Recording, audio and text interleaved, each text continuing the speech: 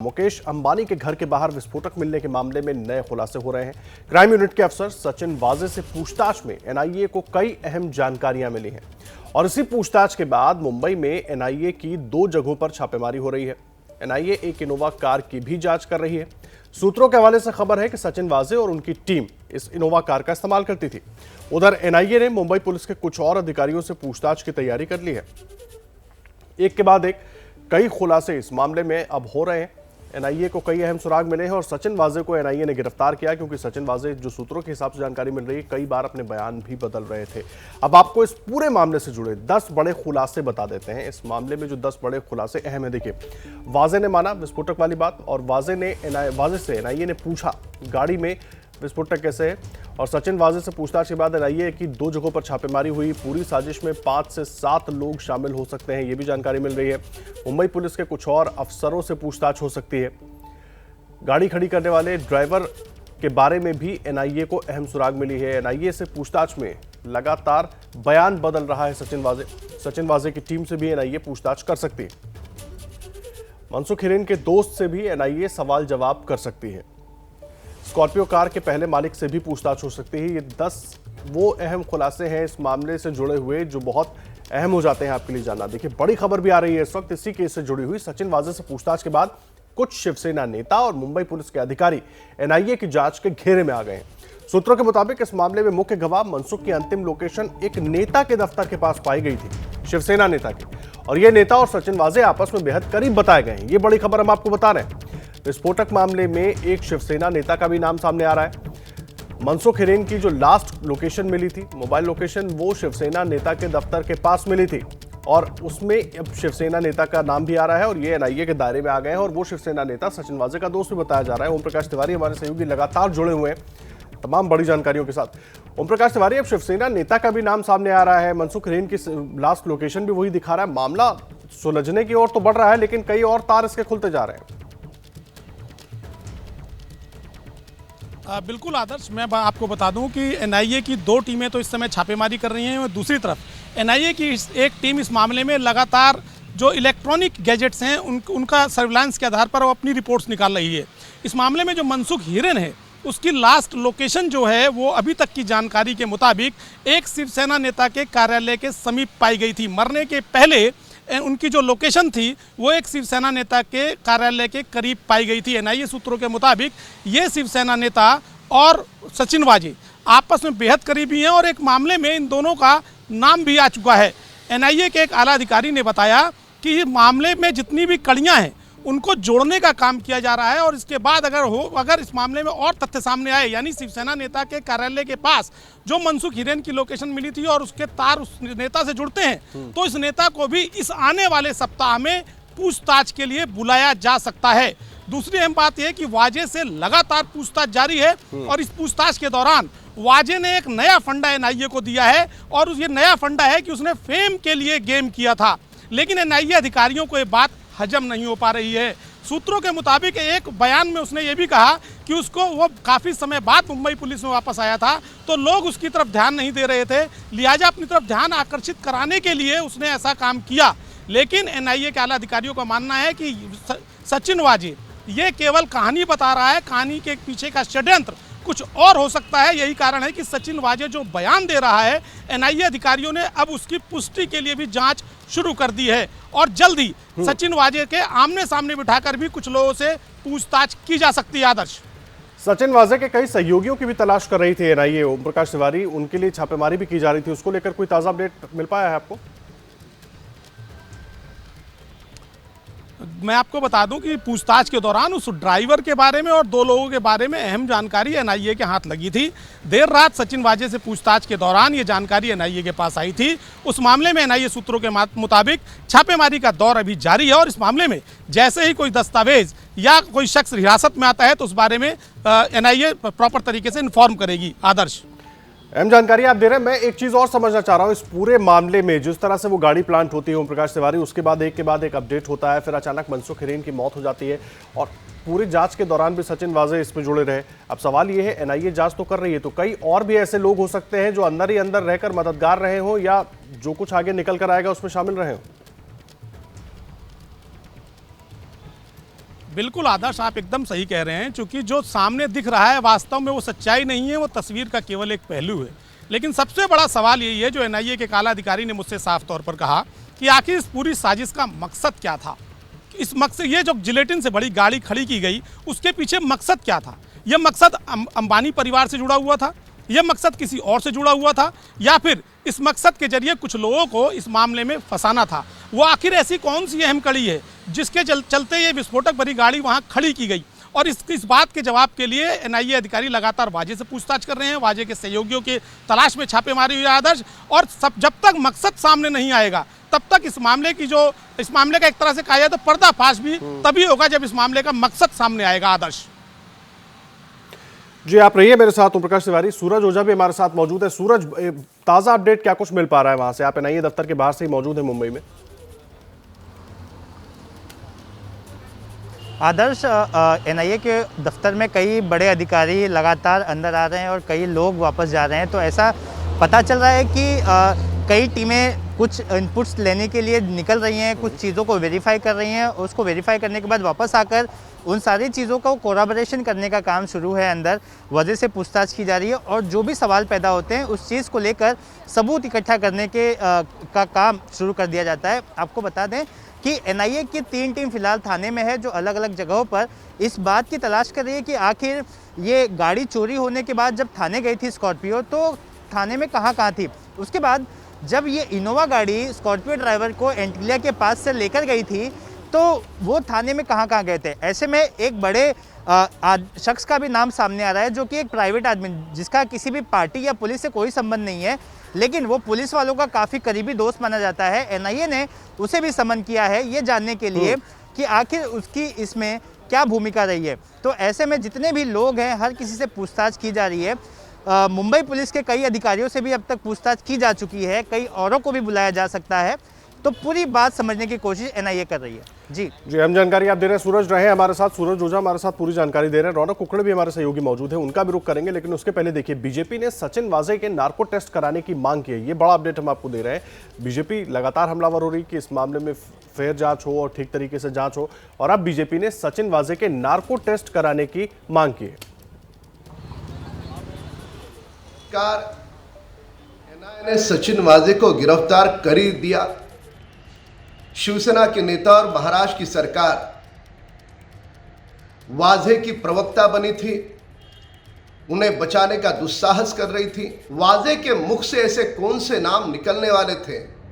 वह नाम शिवसेना के नेता और महाराष्ट्र की सरकार को उन नामों का डर था। सचिन वाजे की आप नार्को टेस्ट कराइए और जो भी सत्य। और इस बीच देखिए, इसी मामले पर संजय राउत कुछ बोल रहे हैं, एक बार वो भी आपको सुनवा देते हैं। आणि अगदी नियमनपरायण लोकांना फासावर लटकवलं, आजही लोक तुरुंगात आहेत आणि हेच ते आमचं पोलीस दल आहे, ज्याने 26/11चा हल्ला परतवून लावला आणि प्राणांची बाजी लावून तुकाराम मुंबळेसारख्या अधिकाऱ्यांनी कसाबला पकडलं आणि आमच्या पोलिसांनी तो खटला लढवून तो फासावर त्याला चढवला। त्याच्यामुळे 20 जिलेटिनच्या कांड्या 20 त्या मोजल्या तेव्हा 19.5 आहेत, मी बघितलं, कोणी ते सांगितलं मला। तर 20 जिलेटिनच्या कांड्यासाठी राष्ट्रीय तपास पथक ज्या पद्धतीने मुंबईत आलं। रौनक कुकड़े हमारे साथ, हमारे सहयोगी लगातार जुड़े हैं। रौनक कुकड़े, संजय राउत को भी हम सुन रहे थे, इसके पहले भी जो कुछ सामना में अपने लेख में उन्होंने लिखा, सवाल अब खड़े होने लगे शिवसेना की तरफ से। सियासत इस पूरे मामले पर अब शुरू हो गई है। अभी जांच तो आगे बढ़ ही रही थी, लेकिन सियासत उससे भी तेज हो गई। जी, निश्चित तौर पर आदर्श, ये पूरा मामला जो है वो सियासी रंग ले चुका है। मुख्य तौर पर जब देवेंद्र फडणवीस ने सदन में सचिन वाजे को लेकर आरोप लगाया और उसके बाद जिस तरह से सरकार ने उसको डिफेंड करने की कोशिश की, उसके बाद से ये पूरा मामला जो है सियासी दिख रहा है। लेकिन आज जो रोकटोक में आदर्श संजय राउत ने लिखा है वो बेहद ही अहम है। ये उनका वीकली कॉलम होता है जो रविवार को छपता है सामना में। साफ तौर पर उन्होंने अपने इस कॉलम में बात रखी है कि देवेंद्र फडणवीस के पास इस पूरे मामले की जानकारी कैसे जा रही है, ये सरकार के लिए शुभ संकेत नहीं है। और दूसरी जो बड़ी बात उन्होंने कही है वो ये है कि इसके पहले भी देश की पुलिस हो या मुंबई की पुलिस हो या किसी पर भी पैसे लेने, पैसे की अगुवाई करने, कटमनी लेने जैसे आरोप जो लोग लगाते रहे, लेकिन झूठे मामले में लोगों का नाम डालकर उनसे पैसे अगुवाई करना, ये काफ़ी अहम हो जाता है। और ये देश के लिए खतरे के संकेत है। तो इस तरह की बात जो है वो उन्होंने इशारों में मुंबई पुलिस को लेकर कही है। ये जो पूरा मामला मुकेश अंबानी के घर के सामने स्कॉर्पियो मिलना, फिर ये बात सामने आना कि जिस व्यक्ति की मौत हुई मनसुख हिरेन, उनका सचिन वाजे से संपर्क रहना, ये पूरा मामला जो है फिशी दिख रहा है। और देवेंद्र फडणवीस ने जो सबसे अहम बात विधानसभा में रखी थी कि जब ये गाड़ी मिली मुकेश अंबानी के घर के पास, तो पहले सचिन वाजे वहां पर कैसे पहुंचे। गांव देवी पुलिस स्टेशन जो लोकल पुलिस स्टेशन है उनकी पुलिस वहां पर पहुंचना चाहिए, लेकिन सचिन वाजे कैसे पहुंच जाते, उनके पास इन्फॉर्मेशन कैसे आती है। इसलिए ये बड़ा मामला जो है यहाँ पर देखने को मिल रहा है। कुल मिलाकर अब सियासी रंग भी देखने को मिल रहा है। बीजेपी ने सचिन वाजे के नार्कोटिक्स की मांग जो है करते आहे आणि या तपासामध्ये जे काही पुढे येईल त्या तपासामध्ये जे काही पुढे येईल त्या बाबतीत योग्य ती कारवाई राज्य शासन आणि केंद्र शासन करेल। सचिन वाजेला निलंबित करणार आहे का पोलीस? निलंबित करणार, त्यांना अटक झाली आहे किंवा कारवाई करणार। हिंदी गृहमंत्री अनिल देशमुख को सुन रहे थे जो इसी मामले पर बोल रहे थे, और संजय राउत को एक बार रुक कर लेते हैं, वो भी कुछ कह रहे हैं।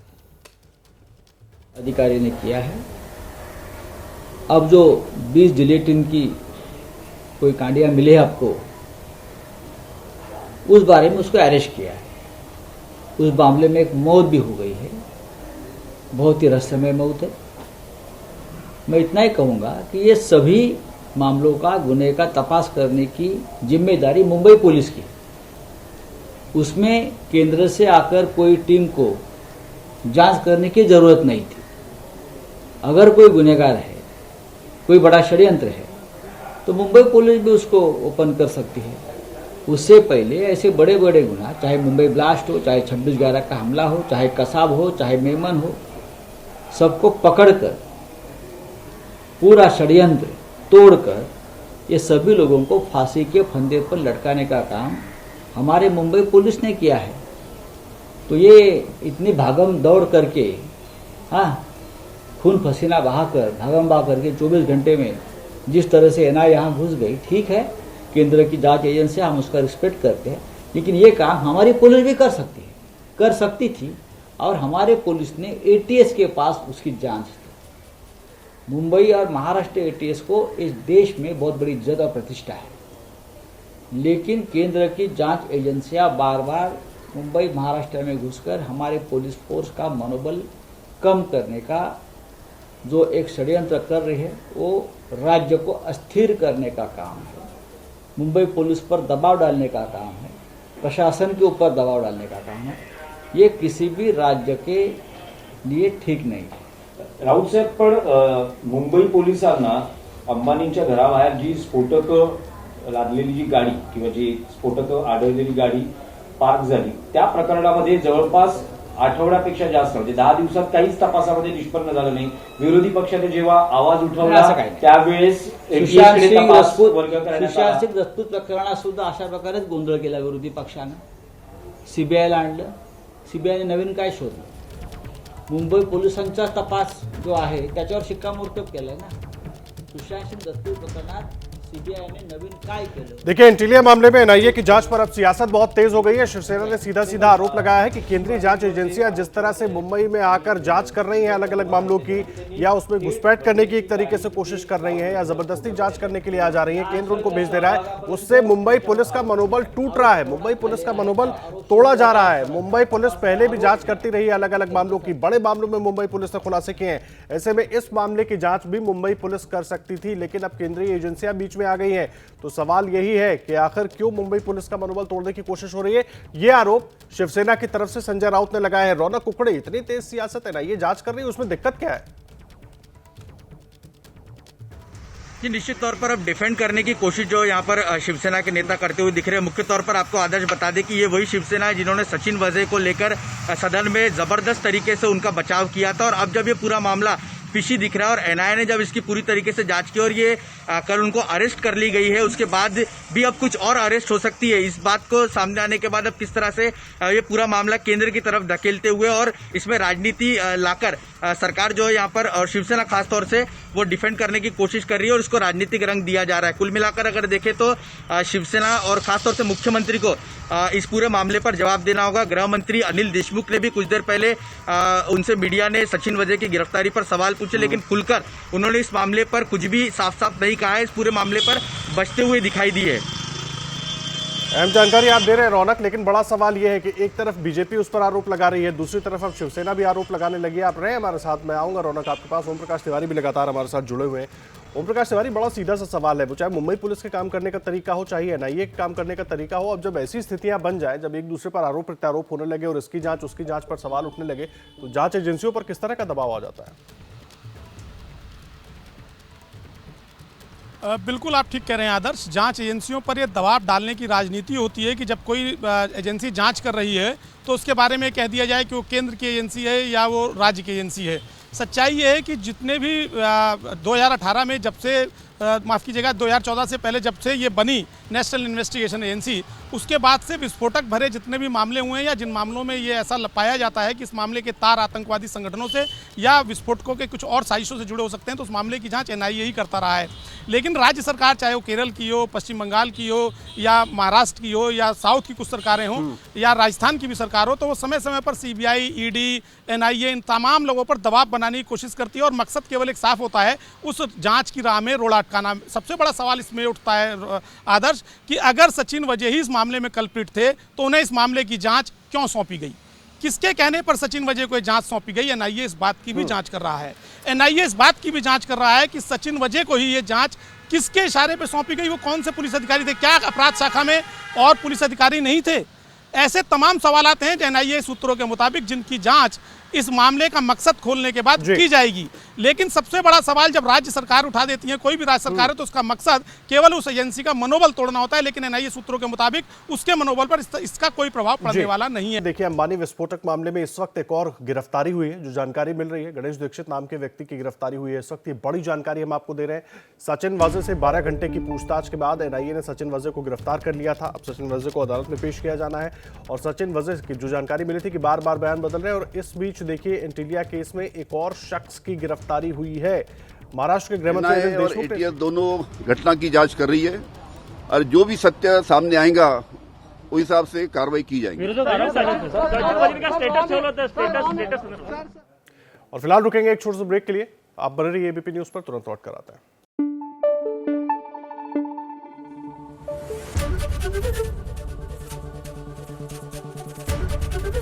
एबीपी न्यूज आपको रखे आगे।